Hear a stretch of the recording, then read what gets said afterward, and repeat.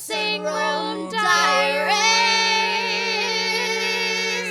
Hello and welcome back to the Dressing Room Diaries. I'm Honor and I'm running today's episode, but of course I'm joined by Lexi. Hello everyone, I'm really excited for this one. We've got such an interesting guest today. Yes, we're sitting down with Andrea, who is one of our lecturers but also an incredible performer, creator and academic. Her work explores movement, embodiment and the contemporary drama in fascinating ways, and we can't wait to dive into her practice and teaching. She's worked internationally from Brazil to the US to the UK, and her approach for theatre and performance is very unique. We'll be talking about her creative process, how she integrates movement into performance, and the way she approaches teaching contemporary drama. Plus, we'll get her thoughts on the future of theatre and what skills are essential for emerging artists. So, whether you're into physical theatre, contemporary performance, or just love hearing from inspiring creatives, this episode is for you. Let's get into it. Welcome to the Dressing Room Diaries. Hello. So I've got a set of questions. Whether we'll get through them all, I don't know. But yeah, so my first question for you, Andrea. Actually, would you like to introduce yourself first? Oh, first, thank you for having me. Of course, It's a pleasure thank to you. be here. So I guess I am a Brazilian artist, which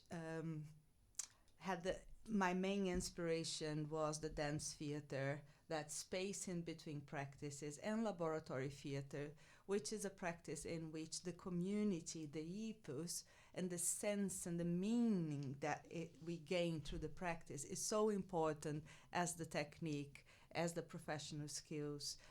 So I guess I always work binding this sense of community, of meaningful collective practice with at the same time a very rigorous investigation of technique. The body always was the primary source of creativity for me, but that extended in the way I work with movement and body was always through how expressive it can be and how it can be an ally for you to understand your own personal voice.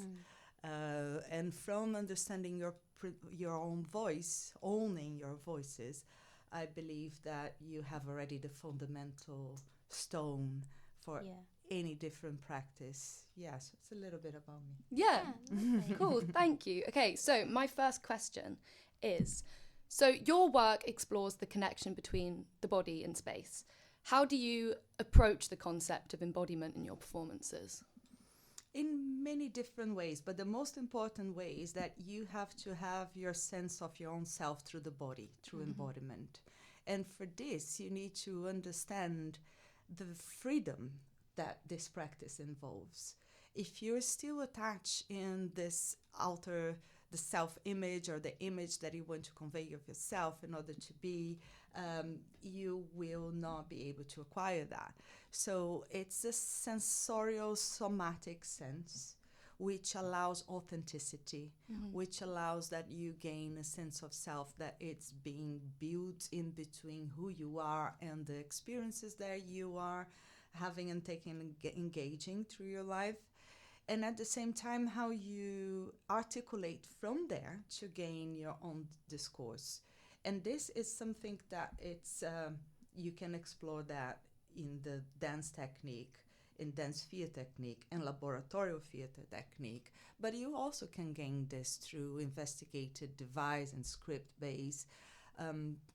But when I came to my own research, I was always interested, for me, it was less meaningful to create an entertainment piece in a theater that would attend a small audience than articulating with the body meanings that were important in a collective social and political way.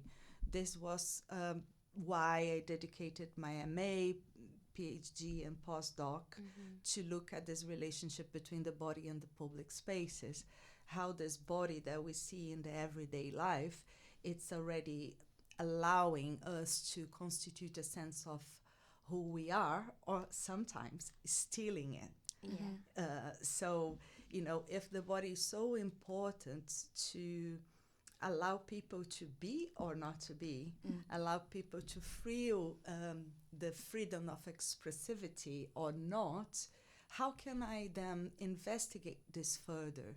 So I look at the relationships between the body and public spaces in a sense. For example, in a city, you have the ones who are excluded, who are segregated. Because they're poor or because they are homeless. So they are automatically not seen. And then you have the others they are seen. And how this external image of the body start to play a role in everybody else. So I wanted to create performances and intervention that would allow us to blur those lines. So I was with a group of performers, just going there and placing our bodies in those areas to allow visibilities for those bodies. And when this happened, I noticed that something very interesting started to happen. Because they couldn't define, so they would see me wearing those clothes, lay down on the floor next to a homeless, and they would say, well, what is happening? What are you doing? And I would reverse the question to them, say, what do you think is happening? And then they would say, well, what is happening is that you're a prostitute. I had something like that. Oh, really? Yeah. Because they would project what was in their mind. Or they would say, I think you're a devil. I think you want to teach me what is right and wrong, and you don't have this right. God, because they were coming from a very religious background. Or they would think, oh, you're extremely generous. And so I would start to see, and then one woman was very revealing. She was pregnant and said, I thought you were my sister because you just look like her. And you cannot do this because how come you think that you can sensitize, like bring this feeling for people? We are desensitized and we need this. How dare you, like, just to challenge my numbness? You can do this because I could be ill and would be because of you. And I was like, well, that's very interesting. So seeing an excluded body wasn't painful, but having someone inviting her to see excluded body was not allowed. And then I start to, from that principle, I start really be interested in this relationship between the body and the public spaces and what happens with our sense of being in the social realm together and seeing each other and being a mirror of each other, right? You already touched on it actually a little bit, but my next question was, you've created performances in urban landscapes. What draws you to working in non-traditional theatre spaces, and what challenges come with that, which you have touched upon a bit? What draws me was the liveness, was the connectiveness, was the explosion of many different kinds of meanings. So I never wanted to be a kind of demiurge in my practice, meaning I know where I want the show to go, and I want delineate from the A to Z exactly how characters develop. I always wanted to keep a sense of unfinished ambiguity so audience can jump in and can co-create that meaning together. That was always a kind of theater that I like to foster. So in the public spaces, this is always open. Everybody can jump in and can co-create the show with you. And in that, I feel that I have a sense of being part of a practice that it's also meaningful for others. That's something that drives me and motivates me, because if I want to make theatre, I want to feel part of a community that thinks that theatre is important for something else, not just for entertainment. And then when you are in a public spaces as well, you're always surprised by you receive gifts from everywhere, visual, aesthetic gifts.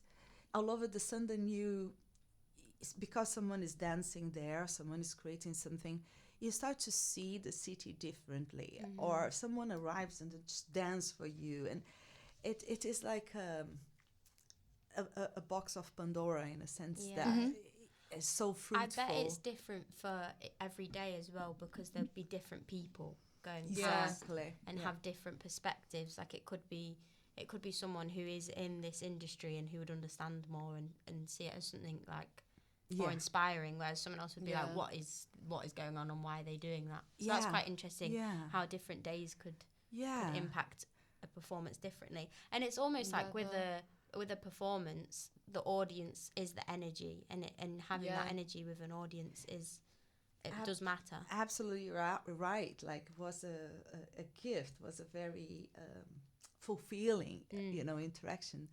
But there is also something which is like many times, if we are in another pathway, we get frustrated because we need to do the application and then get the venue and then do it. And there is an immediacy of you being able to exercise your artistry in anywhere and reclaim a place which should be a place for art. And in there, there is this kind of reward of I can do my practice right now because the street is there. Do you find that the public often interacts with you when you do public performances? Do they, because obviously for a lot of people that's something that they're not used to seeing, or it's abnormal, and you wouldn't see typically on a day-to-day, work commute. Do people often speak to you as you do that? Yeah, this is a very good question, and was one of the most important learning curves for me. Of course, in Brazil, everybody speaks with you and wants to show off and wants to tell, and they have strong opinions. And it's the other way around. It's difficult, like, give me a little bit of space. No, and then, so when I started the first public spaces performances and interventions, and then was a start, because then I started to link also shows that were done within the theater with public spaces. That's another story. It was difficult to contain. And then I went to New York, where I did my PhD, and I was looking at this theme, and the public would respond completely differently. And then I moved to England, which the public completely different, and in different areas of Brazil was also totally different. But the greatest shock for me was England. Really? Yeah, because the way English people interact is they pretend they are not seeing, because it's rude to look, but they are extremely nosy. They want to know. And quite like ignorant with it. Like, I totally agree. And they want to know. And then when I was doing the postdoc at Bristol University, I really needed the interaction with the public. Because on my proposal, I would have this feedback. And I said, well, how am I going to do this? So it was amazing curving learn. First, because I needed to understand that what sounded rejection wasn't rejection. Because, of course, I would be there, I would propose things and be kind of ignore, but not. And then like, okay, how do I deal with this? How do I feel this way in which people are collectively and socially responding to me? And I understand what is in there, unpacked from there. I start to notice that I needed to give them space and propose something that was not so much outgoing, and that would leave a space for them to feedback. And then I would see them coming back to us and completing. So in Bristol, for example, the work will start to be about memory. And I start to go to the public spaces with my body, with a question. I forgot exactly what was the question, but how do you relate your body to the memory of the city? And then I would be there, and as they would pretend they are not seeing me, I would also pretend that I'm not seeing them. Really? And that was what allowed them to get closer, because they first saw that I was seeing them. And then that I was mirroring them. Yeah. And then people little by little start to come and start to share their memories. So it is interesting when we peel the layer of the prejudices that we have, when in society people don't respond the way we expect. Yeah. And then we start to say, well, wait a minute, but there is another sensibility. Maybe they need this for another reason. Yeah. And there is always a way of interacting. And this for me was a practice, was an exercise in itself. The same way that when you're in a stage and you say, okay, how do I embody this character? How do I devise that story in a way that is appealing to the public? Yeah. In the public space, you have the same technique, but you have to, I had to pass through a very difficult moment in which I'm like, I don't know what I'm going to do. Yeah, that sounds so They don't interact with me. No. Yeah, that's terrifying. Yeah. Okay, so movement and physicality play a huge role in your work. How do you see the role of gesture and the body in storytelling, especially compared to text-based theatre? It's everything. It's a living experience. It's something that only you have and the words don't. Yeah. But in a sense, when you gain the ownership of words, because your word and your voice is not detached from your body, it's your body. But when you say, okay, I'm not saying with the words, because I use words every day to express myself. Yeah. You need to really gain a sense of authenticity. You really need to create your own language. So I think this is what gesture allowed, a unique, authentic language that only you can say and only you can do. And when you craft that, you have something unique. This is why physical theater, laboratory theater, dance theater, when it's impactful, is so impactful. Yeah. Because it communicates beyond, transpass all the cultural boundaries, all the social boundaries, class boundaries. But I do believe that when you take ownership of a word, of a text, as it is embodied just by you, you do the same that you do to acquire a gestuality, which is a difficult one because it's less entertaining. But yeah, it's everything. Yeah. Yeah. How much of your creative process is structured, versus improvised? Do you believe improvisation is essential in contemporary drama? It's a very good question. You have to have both to have a consistent practice and don't get lost. Yeah. An enemy of creative practices that are not script-based is the excess of freedom. Yeah. In which everything it's kind of linhas de fuga. Sorry, it's a word in Portuguese. I try to translate. It's like escape lines. You should have escape lines. You should have creativity and authenticity, but you can only have this if you have clear boundaries and rules. Yeah. And sometimes it's like difficult to bring this to a young artist because sometimes you have to structure foundations, and that's boring sometimes.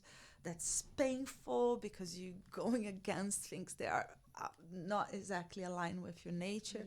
But after you have this small structure way of, like you said, like what is in the gesture. Gesture is creating your own language.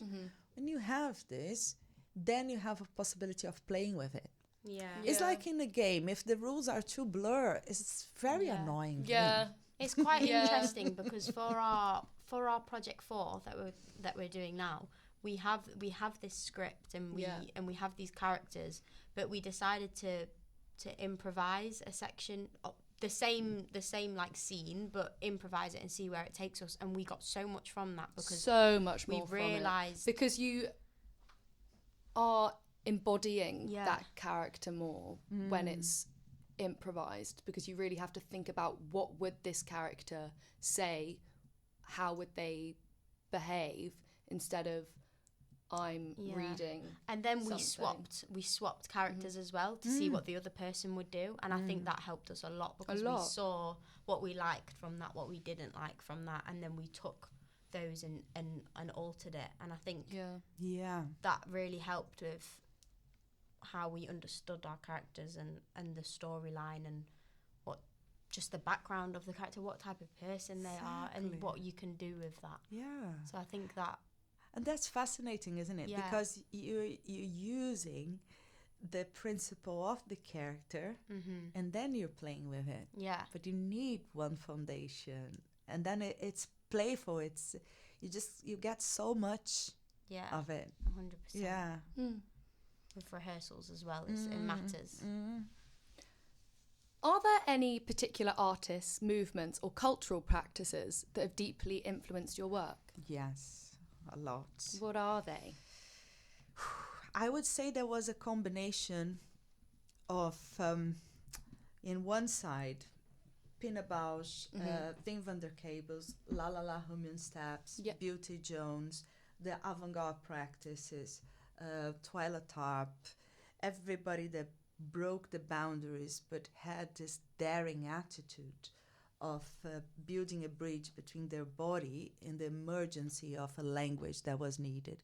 But something that was core and fundamental for me, my expertise, was the laboratory theater practice that I don't see detached at all. I see that it's the grandfather of all the physical theater, all the kind of theater in which we have these two layers. Like, we have a practice, but we have a consciousness of the practice and an artistic agency on what to do. So theater laboratory, Olding theater, anthropological theater, the Tascabali, Potlish, all those groups, the Yaskani, what they gave to me is a sense that the poetics of the body comes from this ethos in which I can open myself to understand my personal dance, my poetics, but I am in a collective of people that are doing the same. So there is the individual and the collectiveness,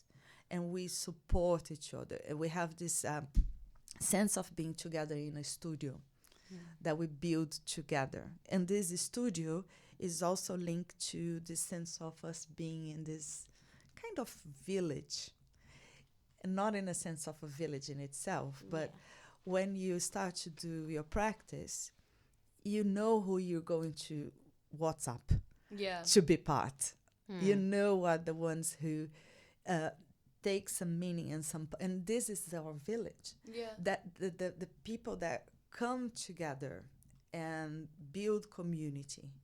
So I would say that Odin Theater and all the branches out of Theater Laboratory, which came from Stanislavski and Grotowski, which came from people that would say, wow, wait a minute, it's not enough that we just have a technique and a practice.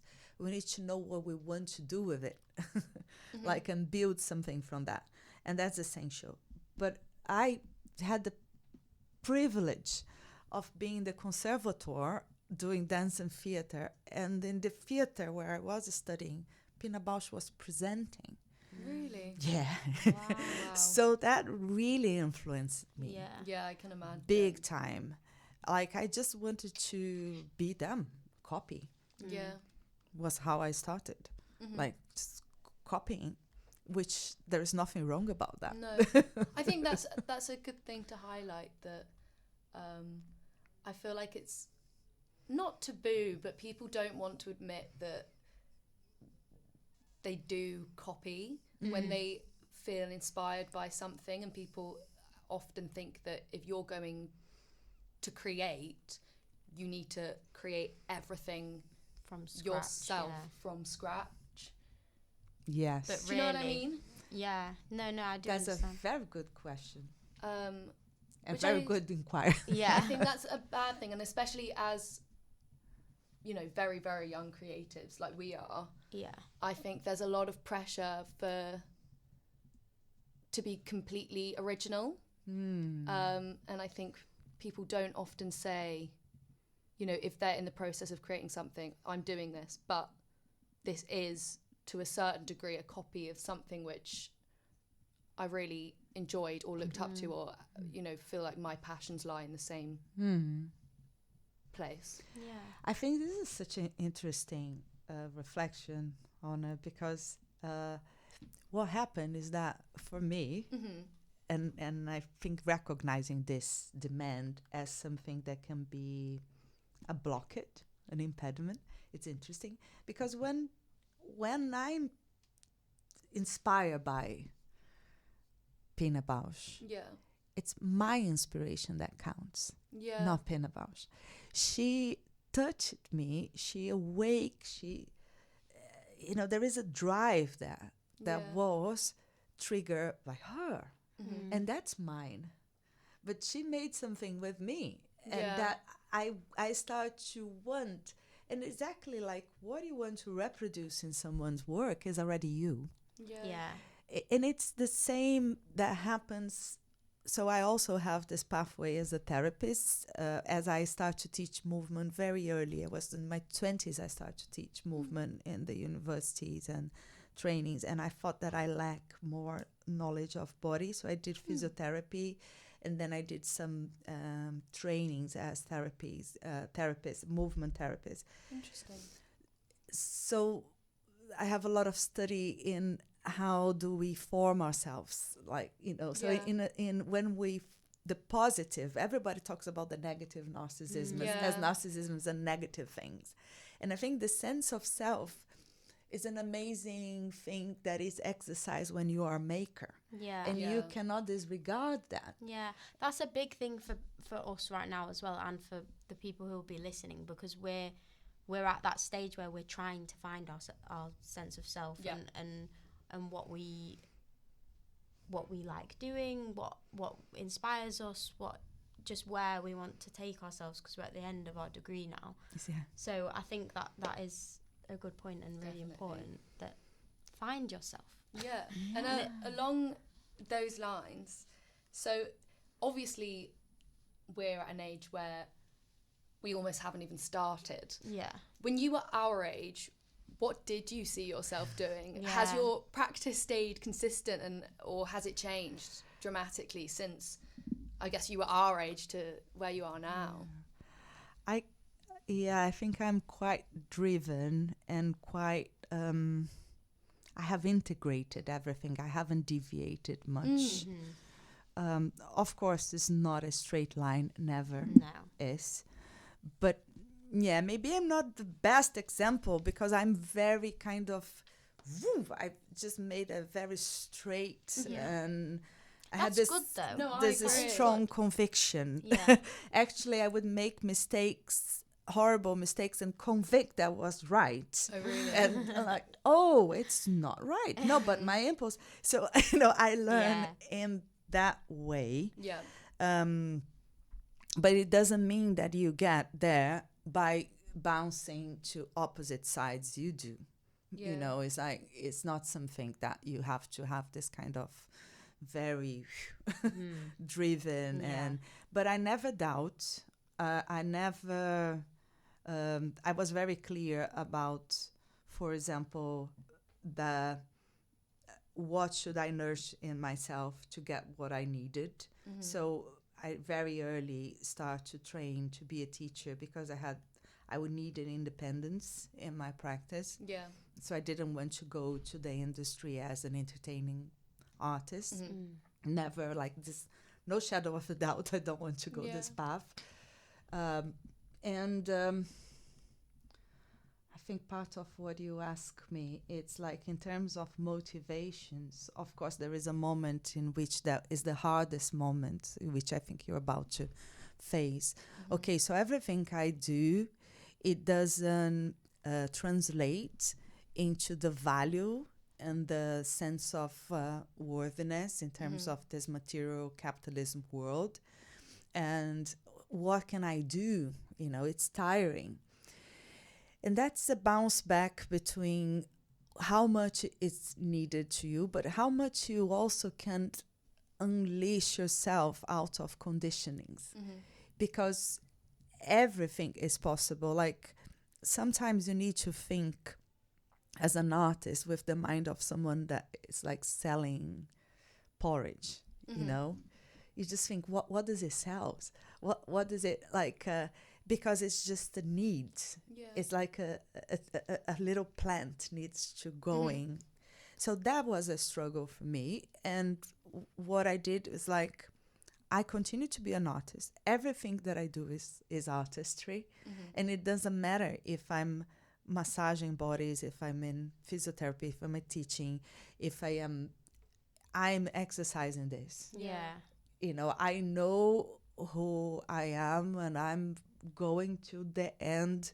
Like, that was my path. Yeah. And many times was like failing, not responding, no emails, but I never doubt. I think that's something that we need to hear. Yeah, 100%. At this time, because we're so...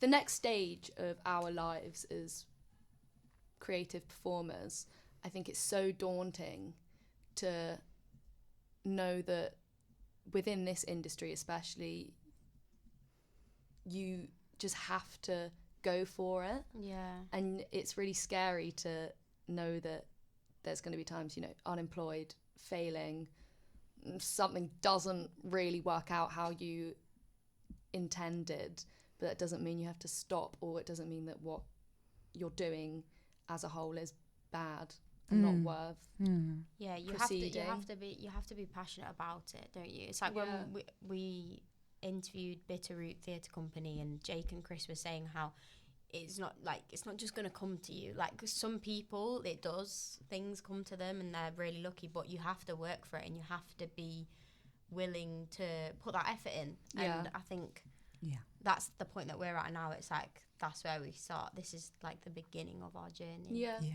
And enjoy it. Yeah. That's really important. Yeah. Because if you don't enjoy, we'll not endure. Yeah. This endurance is like, my God, it's so much fun. I like so much, and I think it's really, truly important that you find your community and you have friendship, and you like to be with the friends that you create together. It's the most together. important thing to enjoy it, because it's like, I've got so many friends that go to university and they don't enjoy their degrees because they're just doing it to get it. Whereas I love, like, I think all of our course love our degree. Like, it's fun, it's engaging, you get networking, it's like it's a nice degree to do, and it doesn't feel, obviously it's stressful sometimes, but it's all for a good cause. Like, it's I'm doing it because I enjoy it. Like, I could have easily picked something like business, and then I wouldn't have enjoyed it, but I made sure to pick something that I was going to enjoy and that I want to pursue. It's good to hear that. Yeah. Well, obviously I think I can speak for both of us. We really enjoy the practical side of this course. But of course, the course comes with more of an academic side. So at university level, there's often a balance between academic study and practical performance work. How do you navigate that balance in your own teaching?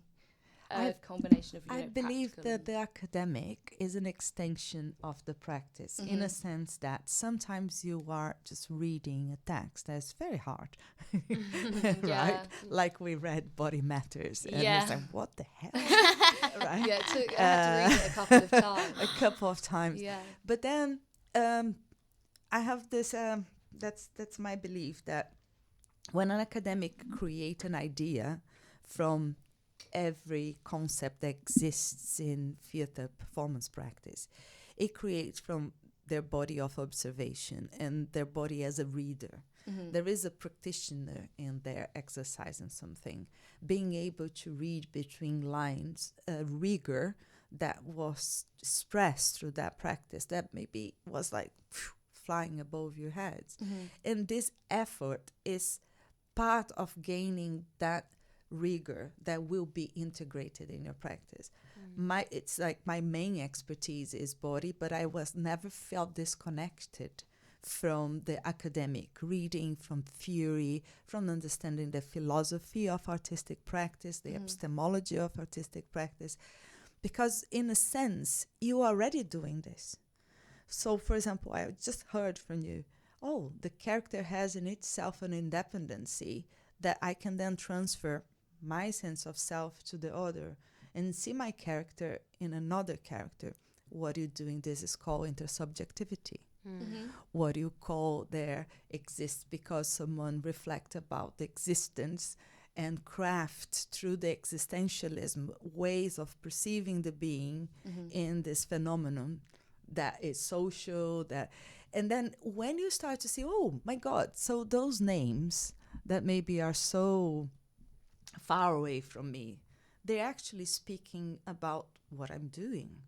And then when I refine the sense of my practice and start to bring these concepts to myself, I gain with that. I gain clarity. I gain a critical voice. And of course, my hard job is to bring this to you. Because I can read those texts, but I am a translator of saying, look, those texts are not different from what you're doing. And that's my drive when I'm teaching. Cool. This is something that I'm particularly interested in, but do you believe that theatre has a responsibility to be political or challenge social norms? I think there is no way theatre cannot be political. Really? Yeah. No art. No art can escape from being political.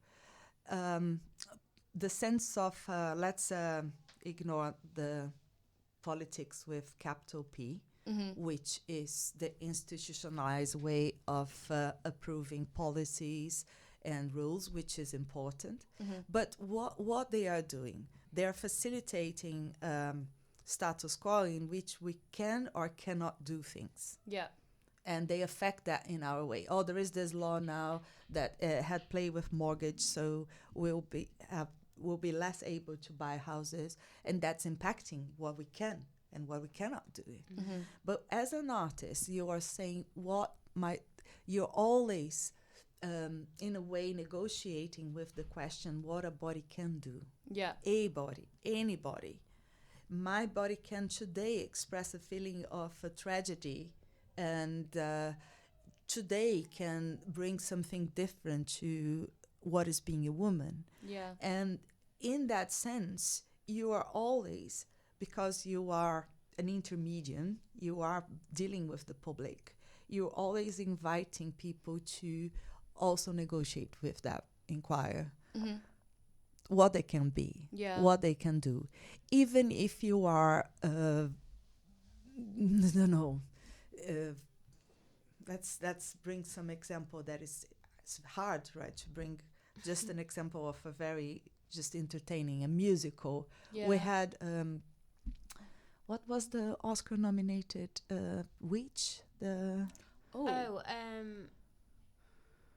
Wicked. Wicked. Yeah. About the witch, the Wicked. Yes. I don't know why that didn't come to my head either. Of course it's Wicked. So Wicked, what was there? Was the concept of a woman that doesn't have the standard beauty patterns, and didn't have the standard body, so that was seen as a disabled or as outcast, and therefore couldn't be represented, and that was regarded to the evil side. And it's an entertainment, but it's making us question that. And if it's questioning our relationships, it's questioning the way we decided to do things. So someone will watch there and maybe will not fit in that pattern, and will not allow the oppression to go through. And if you not allow this oppression to go through, it will be questioned. Maybe my body can do more. And it's because we as bodies are questioning itself what we can do. And artists are very important on like lifting, like opening up those possibilities that we say, well, maybe why the government is voting those laws that is stopping us of doing things. Right? In a sense, it is always contributing as well for the politics with the capital P. Okay, and with my final question, what if you could give one piece of advice to us and the people who are the students listening who want to create their own work after this drama course, what would it be? connect with your practice, connect with yourself, understand how important it's for you to do what you're doing, and always try to be your authentic self without restraints, like everything you need to do. Like, for example, you say, well, if I think that I'm inadequate because I'm following an inspiration, don't allow those things to diminish you. Like, really embody and embrace what are your drives, what moves you.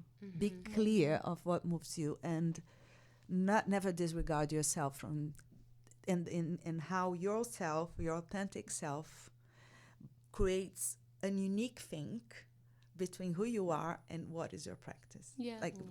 Bring this together. I don't know. I didn't know any easiest way of saying that, no, but I think amazing. I made myself clear. Thank you. Thank you so much. Thank you. And just like that, we've reached the end of not just this episode, but our very first series of Dressing Room Diaries. A huge thank you to Andrea for sharing your insights and experiences and your incredible approach to contemporary drama and movement.